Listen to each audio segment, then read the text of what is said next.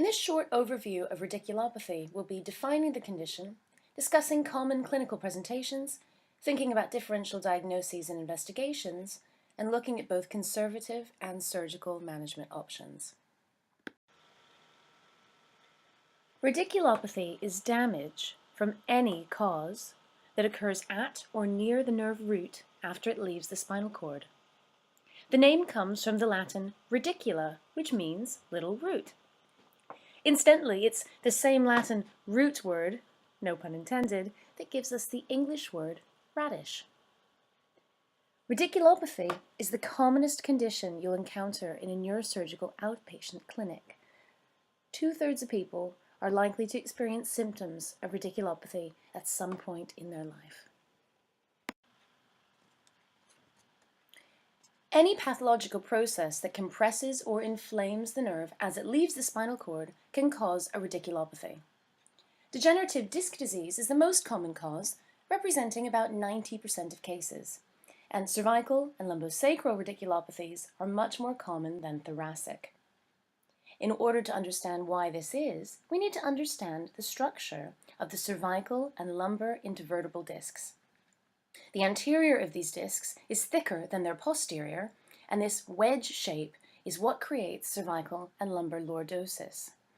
Thanks to gravity and our habit of walking upright, more pressure is therefore exerted on the posterior of these discs.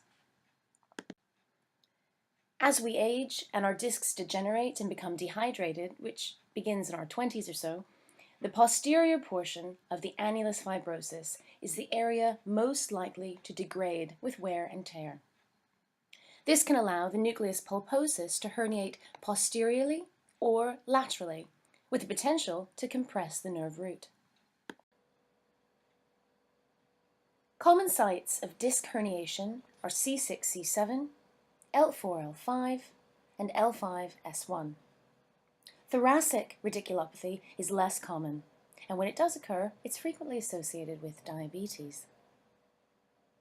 Another common cause is osteoarthritis of the apophyseal joints, or facet joints, because nerve roots can be damaged by having to stretch over osteophytes. Other causes of radiculopathy include spondylolisthesis, spinal stenosis, spinal deformity, such as scoliosis, trauma, tumors, and ligamentous calcification. Any condition that might compress a nerve root has the potential to cause a radiculopathy. Because, by definition, radiculopathy affects the nerve root, the patient will experience symptoms in the distribution of that spinal nerve. Onset is typically gradual, but it can be abrupt. A large central herniation, affecting both the left and right nerve roots at a spinal level, could produce bilateral symptoms, whereas an extreme lateral herniation, where only one side is affected, is likely to produce unilateral symptoms. These symptoms can include pain, paresthesia, loss of proprioception, weakness, paralysis, atrophy, altered deep tendon reflexes, or a combination of all of these, depending on precisely where the nerve root damage has occurred. For example, if a C6-C7 disc herniates laterally, but only manages to compress the right ventral root, which carries motor fibers, then the patient might only have muscle weakness in the C7 myotome and be unable to fully extend his right elbow or extend the fingers of his right hand. If both the ventral and dorsal roots are compressed, you would expect motor and sensory symptoms. Cauda equina syndrome, a diagnostic and surgical emergency, is a radiculopathy of the lumbar and sacral nerve roots as they descend beyond the conus medullaris, the termination of the spinal cord, in the filum terminale. It requires emergency surgery. Symptoms can include acute pain, perineal sensory disturbance, bladder dysfunction leading to painless retention and incontinence, and sexual dysfunction. A true Cauda equina syndrome requires radiological evidence of Cauda equina compression, usually on an MRI scan. For more information about Cauda equina syndrome, please see our video about it on the NANSIG channel. There's no universally diagnostic criteria for radiculopathy, and diagnosis relies on clinical examination and on radiological investigation, usually MRI scanning, the gold standard, but occasionally CT myelogram in patients with spinal cord stimulators or pacemakers in situ. Electrophysiologic evaluation, such as nerve conduction studies or electromyography, usually serves as an adjunct when we aren't sure if we're looking at a radiculopathy or a peripheral neuropathy. Depending on the anatomical distribution of the patient's symptoms, differential diagnoses for radiculopathy include, but are not limited to, referred pain, whiplash injury, torticollis, motor neuron disease, rotator cuff tear, carpal tunnel syndrome, myopathy, polyneuropathy, diabetic polyradiculopathy, upper or lower trunk brachial plexopathy, lumbar plexopathy, or any mononeuropathy. And that's not even an exhaustive list. But here's an important clinical point, distinguishing a radiculopathy from a mononeuropathy. Let's think about C7 again. Imagine your patient has wrist drop, weak wrist extension. This could be caused by a C7 radiculopathy or by a mononeuropathy of the radial nerve, in other words, a radial nerve lesion. The radial nerve contains fibers from C7, but also fibers from C5, C6, C8, and T1. So you'd have to ask yourself, which distal affected muscles are innervated by fibers from C7, but are not innervated by the radial nerve, and vice versa. Wrist flexion would be a useful movement to test, as it's under the control of the median nerve, which also carries C7 fibers.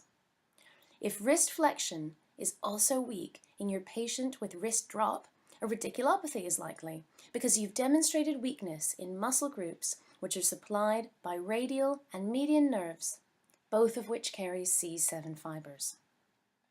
Conversely, to confirm that a radial nerve palsy is the cause of your patient's wrist drop, test elbow flexion. Brachioradialis is supplied by the radial nerve, but mainly by fibers from C6. So the combination of weak wrist extension, weak elbow flexion, and an abnormal brachioradialis reflex point to a radial nerve mononeuropathy.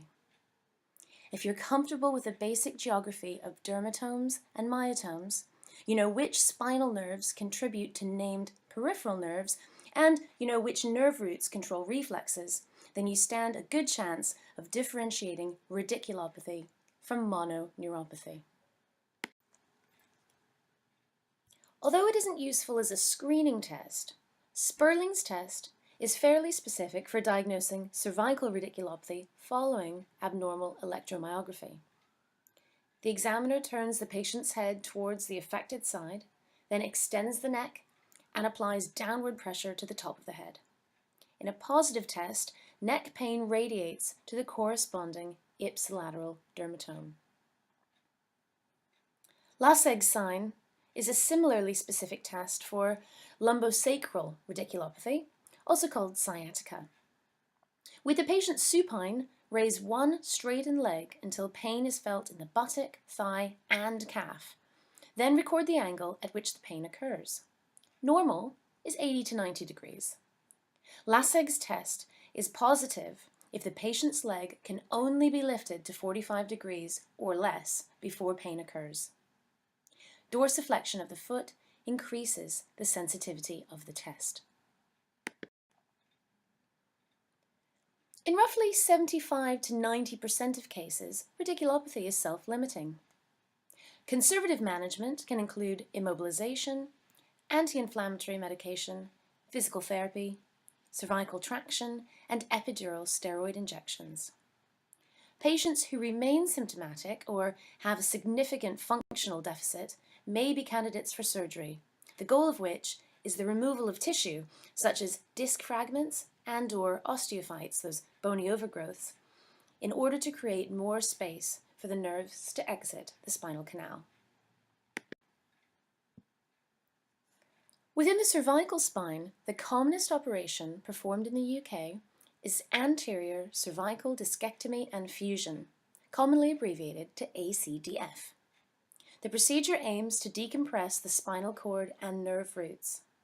Following surgery, over time the vertebral bodies fuse, which hopefully limits movement at the operated level so that further osteophytes do not form.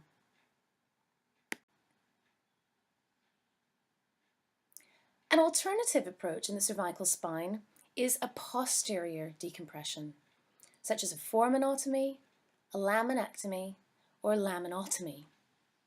This may be a primary operation or a secondary procedure in patients who have already had an ACDF. Within the lumbosacral spine, decompressive surgeries such as discectomy and/or laminectomy can be performed depending on the nature of the nerve compression. A discectomy may be appropriate to manage a case of sciatica caused by a prolapsed disc, whereas a laminectomy may be performed in instances of lumbar canal stenosis, where the nerve roots may be subject to compression from ligamentum flavum and facet joint hypertrophy. Surgeries are usually effective. However, complications can include infection, nerve injury, which can cause Cauda equina syndrome, leakage of CSF, and recurrence of nerve compression. The operations themselves are not particularly effective for neck and back pain. So finally, a quick summary of the important take-home points from this video. Anything that compresses the nerve root can cause a radiculopathy. Disc herniation is the most common cause. Always think about Cauda equina. It is an emergency. Ask the patient about saddle anesthesia and bowel or bladder disturbance. We talked about some ways to think about differentiating a radiculopathy from a mononeuropathy. Remember that most cases of radiculopathy are managed conservatively. But if there's any risk of permanent nerve damage, then that is an indication for decompressive surgery.